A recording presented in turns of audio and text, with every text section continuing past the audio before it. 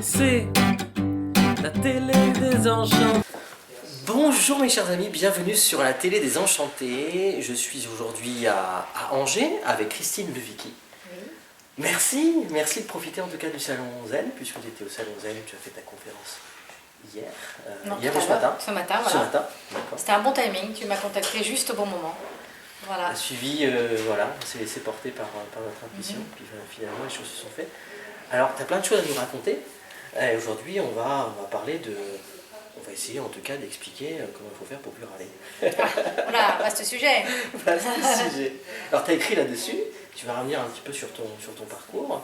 Et puis, il y a d'autres choses qui sont venues après, évidemment, par rapport à ce livre qui avait été fait. Voilà, donc j'ai envie de te donner la parole un petit peu pour que tu puisses un petit peu nous donner un peu voilà, dire les choses avec le cœur justement sur là-dessus, sur pourquoi on commence à râler, pourquoi et comment ça se fait, puis pourquoi tu as eu envie de parler de ce sujet-là aussi. Alors moi, j'ai le sujet de J'arrête de râler, en fait, ça a commencé pour moi avec un déclic dans mon lit. Je venais de coucher mes 3 enfants, après la Java du soir, hein, le 3e verre d'eau, après il fallait faire pipi, après ma fille qui se souvient qu'il faut signer le papier pour la sortie de classe de vendredi. Tout de suite maintenant, sinon on ne peut pas dormir si c'est pas fait. Et donc après cette Java du soir, j'ai traversé le couloir, je me suis écroulée sur mon lit et je me suis dit enfin ils sont couchés. Et vraiment j'avais cette impression que je venais de passer une journée pourrie. C'est comme si j'avais l'impression que ma journée pouvait enfin commencer. Sauf qu'il était 9h30 du soir, quoi, donc c'était un petit peu embêtant.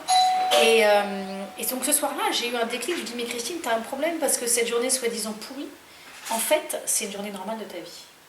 Et en fait des journées comme ça, tu vas en avoir encore un paquet. Et donc ce soir-là, je me suis dit, ok, donc c'est ma vie, je vais en avoir encore un paquet, mais je me suis dit, mais moi je ne veux pas me coucher dans cet état-là le soir. Je refuse de me coucher dans cet état-là le soir de ma vie, parce qu'en fait ma vie, globalement, c'est une vie relativement ordinaire. Oui, parfois je pars en vacances, parfois j'ai la chance d'avoir un massage ou un truc un peu extraordinaire. Ce qu'on poste sur Facebook, hein, c'est le côté extraordinaire. Ça. Mais ma vie, globalement, c'est aussi vider la vaisselle, plier le linge, les emails, aller travailler, bon. Et donc je me suis dit, voilà, moi je refuse de me coucher dans cet état le soir et d'avoir l'impression d'avoir passé une journée pourrie, alors qu'en fait c'est ma vie. Je me suis dit, un jour, Christine, tu vas crever. Et c'est la vie de la plupart des Françaises, en tout cas Françaises et Français. Oui. C'est le quotidien, quoi. C'est le quotidien, voilà, la vie c'est le quotidien. Ouais. Et donc moi je me suis dit qu'il fallait que je trouve un moyen d'arrêter de subir ce quotidien. Je me suis dit, Christine, un jour tu vas crever et tu vas réaliser que tu as passé ta vie à résister ta vie. Et donc ce soir-là, dans mon lit, je me suis dit, il faut que je fasse quelque chose autrement. Et j'ai réalisé qu'en fait, mes résistances, comment est-ce qu'elles apparaissaient dans ma vie? Elles apparaissaient avec des râleries. En fait, quand je résiste, je râle. Et je me suis dit, bon, dans ce cas-là, je vais arrêter de râler. Je vais arrêter de râler. Et je savais que la râlerie était une habitude. Je savais que je le faisais en pilote automatique. C'était vraiment un réflexe. Et de par mon métier de coach, je savais que pour se sevrer d'un réflexe ou se sevrer d'une habitude, il faut faire un effort conscient pendant 21 jours consécutifs. Donc j'ai décidé de mettre un bracelet à mon poignet et à chaque fois que je râlais, je changeais les bracelets de côté et je remettais les compteurs à zéro. L'objectif était de faire 21 jours consécutifs avec le bracelet du même côté. Et donc il m'a fallu 4 mois et demi pour réussir à faire mes 21 jours consécutifs. Alors du coup, tu l'as refait en combien de fois finalement? Je ne sais pas combien de fois j'ai recommencé, je ne sais pas, c'est une bonne question. Oh, un paquet de fois. Ouais. Oui, j'ai dû recommencer 50 fois. Voilà, parce que parfois on recommence 10 fois dans la même journée. Donc j'ai voulu faire ce challenge parce que je savais que si je ne le faisais pas, j'allais oublier ma belle intention. J'étais ce soir-là dans mon lit à me dire, Christine, il faut que tu arrêtes de résister ta vie. Christine, il faut que tu arrêtes de râler. Mais je savais que dès le lendemain, mon quotidien allait reprendre le dessus. Et que la spirale de mes responsabilités, de la logistique et de ma to-do list trop longue allait prendre le dessus et que j'allais oublier cette belle intention. Et ce soir-là, dans mon lit, je me suis dit non, cette fois-ci, je ne vais pas oublier. Vous savez, parfois on lit des livres de développement personnel, on les trouve absolument formidables, on en parle à tout le monde, et en fait, au bout de 3 semaines, le livre prend de la poussière sur le livre et on oublie tout.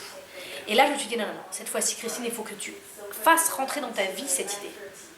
Il n'est pas question que tu continues à vivre comme ça, tu dois faire quelque chose autrement. Donc j'ai fait ce challenge. Et donc, concrètement, quand on se lève le matin et qu'on se dit « qu'est-ce que c'est que d'arrêter de râler ?» Ça veut dire qu'on arrête de pointer du doigt les coupables. C'est ça qu'on fait quand on râle, on pointe du doigt les coupables. Et donc, on arrête d'être victime. Donc moi, je me suis levée le matin, le lendemain matin, Enfin, dans l'occurrence, c'était pas le lendemain matin, parce que pour la petite histoire, le lendemain, je lui dis n'importe quoi, c'est pas le moment d'arrêter de râler. Donc dans les faits, j'ai commencé plus tard. Tu sais, un peu comme le truc d'arrêter de fumer. Non, c'est pas maintenant. Voilà, c'est pas le moment, il y a trop de choses. Donc moi j'ai fait ça aussi. J'ai eu cette phase, non, c'est pas le moment, j'ai trop de choses à faire. Et en fait, là où j'ai eu le vrai déclic qui fait que j'ai commencé, c'est qu'un jour je me suis entendue râler sur les râleurs. Je me suis entendue dire ouais, les gens qui râlent tout le temps, ils n'ont rien compris. Et là je dis Christine, t'es en train de râler sur les râleurs. Là c'est incohérence la plus totale. Donc là je me suis souvenue de la phrase de Gandhi. Sois le changement que tu veux voir dans le monde. Et donc je savais que je râlais. Je m'étais déjà regardée dans le miroir à ce niveau-là et je me suis dit maintenant c'est un point de non-retour, tu ne peux pas décemment être coach et prétendre aider les gens à gérer leur vie alors que toi tu as remarqué que tu étais victime de ta vie ordinaire et pas toujours sexy. Donc j'ai mis ce bracelet à mon poignet, j'ai ouvert un blog, j'arrête-de-râler.com et tous les soirs je postais une vidéo sur le blog. Le blog a eu énormément de succès très très vite, à ma grande surprise. Toutes les vidéos ont été partagées sur Facebook, c'est arrivé entre les mains des médias. Avec une couverture qui a dépassé toutes mes attentes. Et donc, avec... Ça, c'était il y a combien de temps? Ça, c'était en 2010. D'accord. Voilà. Il y a 5 ans. Voilà. En 2011, sortie du livre. Donc, j'ai un éditeur qui m'a approché. Ah, c'était vite quand même. Hein. Voilà. Ouais. J'ai un éditeur qui m'a approché. J'ai fini mon challenge le 1er juillet. En septembre, je signais un book deal, un contrat avec un éditeur. Et en avril, après, le livre sortait. Donc voilà, le livre est sorti. Et donc voilà, on pensait vendre 5000 livres, on en a vendu 200 000. Et après quelques temps, j'ai aussi écrit un carnet d'exercices parce que je me suis rendu compte que moi, quand j'ai fait le challenge, comme j'étais coach, j'ai pu m'appliquer à moi des outils, à moi-même, et me remettre en question pour avancer. Et je me suis rendu compte que certaines personnes lisaient le livre et essayaient de se remettre en question, mais en fait se retrouvaient dans des impasses. Et donc j'ai créé un carnet d'exercices pour aider à... Une boîte à outils, quoi. Voilà, une boîte à outils pour aider à se poser les bonnes questions. Et puis ensuite, on a écrit un autre livre spécialement sur la famille qui s'appelle « J'arrête de râler sur mes enfants et mon conjoint ». J'ai écrit ce livre parce qu'un jour, j'ai écrit un article sur mon blog qui s'appelait « 7 trucs pour arrêter de râler sur mes enfants », dans lequel je partageais les meilleurs conseils qu'on m'avait donnés dans ma vie, que ce soit de ma mère, de la maîtresse de l'école de mes enfants, les conseils qui, vous savez, parfois on vous donne un conseil et ça vous reste. Donc c'était les 7 meilleurs conseils qui m'étaient restés. J'ai juste voulu partager dans un article. Et au bout de 3 jours, il y avait déjà eu 8000 vues sur cet article. Et depuis, il a été vu 300 000 fois. Et donc, je me suis dit, waouh! Mais en fait, les parents ont vraiment envie d'aide, ont vraiment envie d'avoir des conseils, ou qu'on les accompagne. Et je me suis dit, en fait, la réalité, elle est, et moi, c'est ce qui avait déclenché mon challenge aussi, c'est qu'en fait, on râle le plus sur les gens qu'on aime le plus au monde. Et moi, la famille, c'est ma valeur numéro 1. Je suis d'une famille nombreuse, j'ai des tonnes de cousins. Et je me suis dit, mais il y a vraiment quelque chose là. Si on pouvait aider les familles à avoir plus de plaisir, plus de respect, plus de coopération, plus de joie à être ensemble. Et j'imagine peut-être aussi dans la simplicité, que quelquefois on cherche des outils, des trucs où on se dit, mais c'est... non, j'y arriverai pas. Toi, tu proposes des outils simples, concrets. Extrêmement concrets, voilà. Donc on a écrit un livre sur J'arrête de râler sur mes enfants et mon conjoint, et on a même développé un réseau de formateurs, parce que les parents, pour se remettre en question, il y a une telle pression en tant que parents. La pression de la société, la pression de la presse, la pression des voisins, la pression de nos parents, il y a le passé de ce qu'on a vécu nous, qu'on reproduit inconsciemment. Donc se remettre en question en tant que parent et réussir à devenir le parent qu'on veut vraiment être. Parce que ce qu'on s'est rendu compte, c'est que souvent, les participants qui viennent à nos ateliers, on a monté des ateliers, ce sont des parents qui réalisent un jour qu'ils sont devenus le parent qu'ils ne voulaient pas être. Et c'est très dur de se remettre en question à cause de toute cette pression qu'on peut avoir. On a constamment l'impression de se poser la question, est-ce que je suis trop laxiste, est-ce que je suis trop stricte, se juger sans arrêt, quoi. Se juger sans arrêt. Donc on a monté des ateliers, c'est 5 rencontres de 2h30, donc 5 soirées, à peu près tous les 15 jours, avec des formateurs qui ont été formés par moi, pour aider les parents à choisir quel parent j'ai envie d'être et comment j'ai envie de gérer les problèmes que je rencontre dans cette vie ordinaire et pas toujours sexy. Il y a presque autant de bons parents qu'il y a autant de personnes. Ah bah oui, bien sûr. Est-ce que ça? Donc voilà, donc ça c'est des ateliers avec des formateurs qui ont lieu dans toute la France. Les gens peuvent trouver les ateliers s'ils vont sur le site j'arrête-de-râler.com, voilà. Et puis ensuite, avec toute la réussite de ces livres, j'ai quand même plusieurs personnes qui ont commencé à venir me voir et qui m'ont dit, mais Christine, comment tu fais là? Comment tu fais pour être personne, enfin un auteur, quelqu'un que personne ne connaît, pour finalement te positionner parmi les auteurs les plus connus du développement personnel en France et les best-sellers? Comment tu fais? Comment tu fais pour réussir alors que c'est la crise, que tout le monde nous dit que c'est l'austérité, qu'il faut se planquer, tout le monde nous dit qu'il n'y a pas d'argent et toi tes séminaires sont tous complets? Ouais. Comment tu fais? Enfin, qu'est-ce qui se passe? Et donc au début, je ne savais pas répondre. Ma première réponse, c'était j'ai arrêté de râler. Et donc c'est vrai que quand on se lève le matin et qu'on se dit aujourd'hui je ne serai victime de rien ni de personne, tout devient possible. On s'ouvre à des possibilités incroyables. Donc c'est vrai que c'était ma première réponse. Et en même temps, je sentais qu'elle était incomplète. Donc je me suis souvenue d'une phrase de Steve Jobs qui disait dans la vie, on ne peut pas toujours prédire comment réussir. On aimerait tous avoir une carte qui nous amène à la réussite. Donc on ne peut pas, ça n'existe pas malheureusement. Mais donc une fois qu'on a atteint une certaine réussite, on peut se retourner et connecter les points. Qu'est-ce qui a été déterminant dans cette réussite? Donc c'est ce que j'ai fait. Je me suis retournée, je me suis dit, ok, qu'est-ce qui fait que j'ai réussi à générer cette réussite? Quels ont été les éléments déterminants qui ont contribué à cette réussite? Et c'est comme ça que j'ai donné naissance à un nouveau livre et des séminaires que je propose maintenant qui s'appelle Wake Up, dans lequel je partage 4 principes fondamentaux pour arrêter de vivre sa vie à moitié endormie. Et donc ce sont les 4 piliers que j'ai mis au cœur de ma vie pour réussir à créer cette réussite. Et donc c'est maintenant une grande partie de mon travail, c'est de transmettre ces 4 piliers dans des séminaires. Donc le premier pilier, le premier principe, oui, c'est... on veut tout savoir, évidemment. Le premier principe, c'est j'ose être brillant, j'ose être brillante. Le deuxième principe, c'est je pose des actes à la hauteur. Oser. Oser et brillant. Ouais. C'est un mot, on dit toujours lui, un tel est brillant, mais on ne pense jamais que nous on l'est. Parce qu'on s'est fait une fausse idée de la brillance, on pense que c'est lié à notre culture générale. On pense que quelqu'un est brillant s'il a beaucoup de culture générale. Moi, j'ai jamais vraiment été intéressée par l'histoire ou des choses comme ça, donc j'ai pas ça rentre pas. Chez moi, ça rentre d'un côté, ça rentre de l'autre, ce genre d'information. Ça ne veut pas dire que je suis pas intelligente, ça ne veut pas dire que je suis pas brillante. Ouais. Donc j'ai choisi de trouver une autre brillance. Une brillance qui ne dépend pas de cette culture générale, pour s'exprimer, pour révéler qui je suis vraiment. Donc le premier, c'est j'ose être brillant. Le deuxième, c'est je pose des actes à la hauteur de mes ambitions. Le troisième, c'est je crée ma réalité avec mes mots. Et le dernier, c'est je prends soin de ma source. Et aujourd'hui, voilà, c'est les 4 piliers que je mets au cœur de ma vie tous les jours, sur lesquels je reviens tout le temps, sur lesquels je base mes décisions, sur lesquels je base mes choix de comment je gère mon temps dans ma semaine, pour me permettre d'avancer dans la vie. Ouais, de choisir ta vie.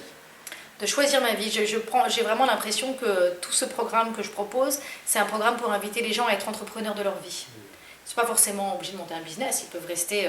mais entreprendre sa vie, prendre conscience qu'en fait...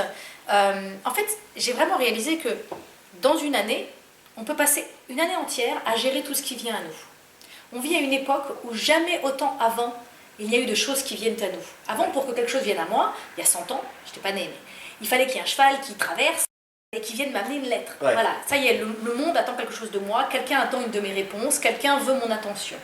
D'accord ? Aujourd'hui, on est bombardé à longueur de journée, les emails, les SMS, les réseaux sociaux, et tout. On est même devenu dépendant de ça. Ouais. Ça nous rend important, alors on publie, on partage, on va titiller les autres, on est devenu dans une espèce de dépendance de tout ce qui vient à nous et de ce flot d'informations. Et donc on peut littéralement passer une année entière à gérer tout ce qui vient à nous. Que ce soit nos emails, nos factures, les courriers de l'école, de nos enfants, toutes ces choses-là. Et moi, mon travail que je fais avec les participants de mes séminaires, c'est de les aider à entreprendre leur vie et donc de les aider à choisir, ok, tout ça, ça vient à moi. Tout ça, ce sont les choses qui viennent à moi. Mais qu'est-ce que j'ai envie qu'il m'arrive? Moi, qu'est-ce que j'ai envie qu'il m'arrive dans ma vie? Dans quelle situation j'ai envie de me retrouver? Plutôt que de gérer que des problèmes et des galères et éteindre des feux, moi, j'ai envie de gérer quelle situation? Quels sont les problèmes que j'ai envie d'avoir dans la vie? Parfois, on a plein de problèmes, mais on peut choisir nos problèmes. Ouais. Moi, aujourd'hui, j'ai plein de problèmes, mais ils sont parfois embêtants, c'est des vrais problèmes, mais c'est des bons problèmes à avoir. Ouais. Il y a moyen d'avoir des bons problèmes. Et voilà, mais ça commence par entreprendre sa vie. Ça commence par décider, ok, concrètement, qu'est-ce que je veux faire dans l'année qui vient? Qu'est-ce que j'ai envie qu'il m'arrive? Qu'est-ce que j'ai envie de gérer comme genre de problématique dans l'année qui vient? Plutôt de constamment gérer celle qu'on me balance. Et là, c'est plus des problèmes, c'est des challenges.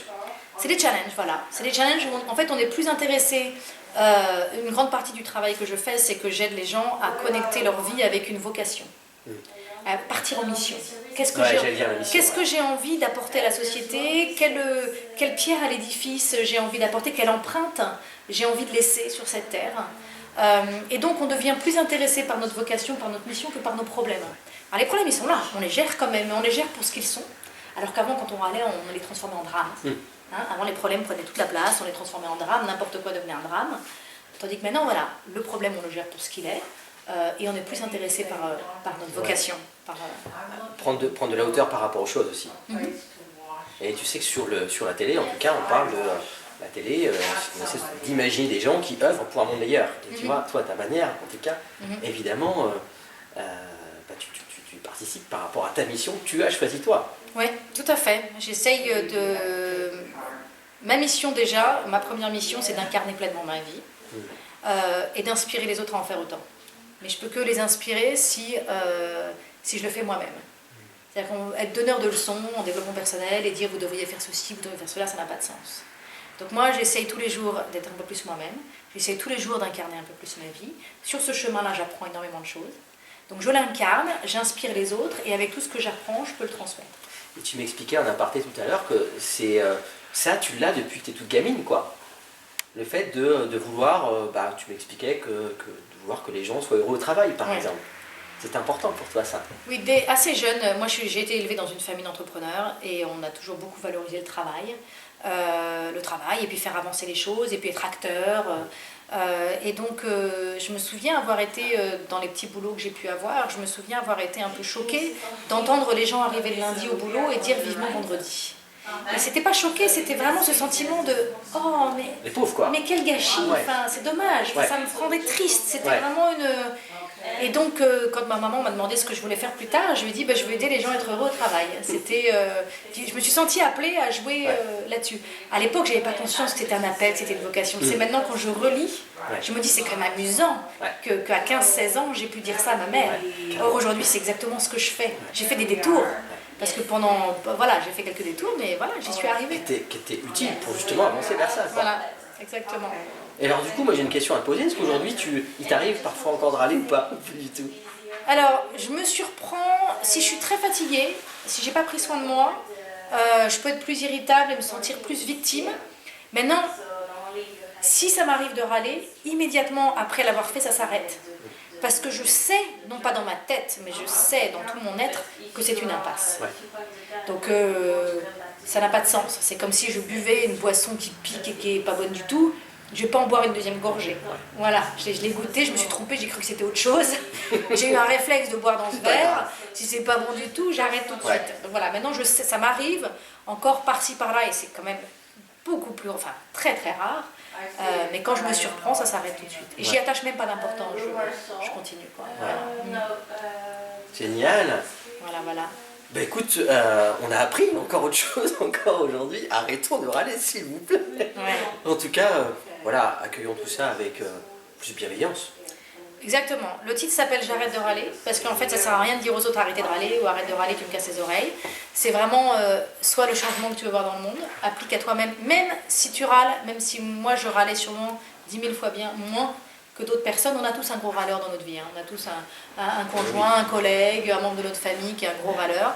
Et ça n'empêche pas que nous on râle quand même. Honnêtement, il faut être honnête. Moi je pense que si j'avais vu mon propre livre en librairie, je ne l'aurais pas acheté. Parce que je me serais dit, moi je ne râle pas. Parce que je me considérais positive globalement. Globalement, j'étais positive. Sauf que dans la réalité de ma vie ordinaire, je résistais ma vie. Des petites choses, pas graves. De manière globale, j'étais positive. De manière spécifique, j'étais dans la râlerie. Mais comme c'était vraiment très anodin, je faisais rien de mal. Globalement, quand on râle, on fait rien de mal. Oui, c'est pas méchant. Personne, c'est pas méchant. Enfin, sauf quand on gueule sur les gens et qu'on les agresse. Mais moi, j'étais pas une gueuleuse qui agressait. Je savais même râler avec le sourire. Donc, mais au final, on se punit nous-mêmes, en fait. C'est ça le problème. C'est pas tant qu'on fait du mal à quelqu'un d'autre, c'est qu'on se pollue nous-mêmes. Puis on perd du temps, quoi. On perd du temps et on passe à côté d'une autre dimension de la vie. C'est surtout ça. C'est qu'on se prive de vivre notre journée dans une toute autre réalité. On vit notre journée dans une réalité de pointer du doigt des coupables, de tous nos manques, de toutes nos frustrations.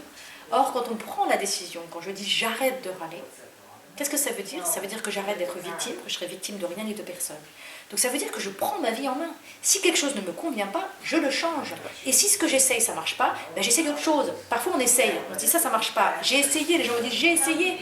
Bah oui, mais faut continuer à essayer. Oui, mais j'ai essayé encore, mais ils essayent toujours la même chose. Ils essayent de créer du changement, mais ils essayent toujours la même chose. Oui, vous devriez comprendre maintenant que cette stratégie-là, elle ne marche pas.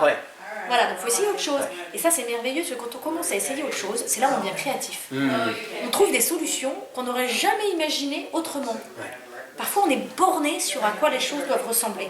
Moi, j'étais bornée sur le fait qu'il fallait que mes enfants vident de la vaisselle. Si j'élevais bien mes enfants, j'étais une bonne mère. Si mes enfants étaient des enfants bien élevés, il fallait qu'ils vident de la vaisselle. J'étais bornée là-dessus. Et donc, à chaque fois que j'essayais qu'ils vident de la vaisselle, ça ne marchait pas. Et donc, c'était de leur faute quand même. Moi, j'avais fait tout ce qu'il fallait faire pour qu'ils le fassent. Et ils ne le faisaient pas. Et un jour, j'ai vraiment été à leur rencontre et j'ai vraiment ouvert la conversation et j'ai vraiment cherché à comprendre pourquoi. Pourquoi ils ne voulaient pas le faire? Pourquoi ils ne voulaient pas le faire. Et je me suis rendu compte que le timing était mauvais, c'était le seul moment où ils pouvaient jouer avant le dîner. Après, ça allait être brossage de dents, dodo au lit.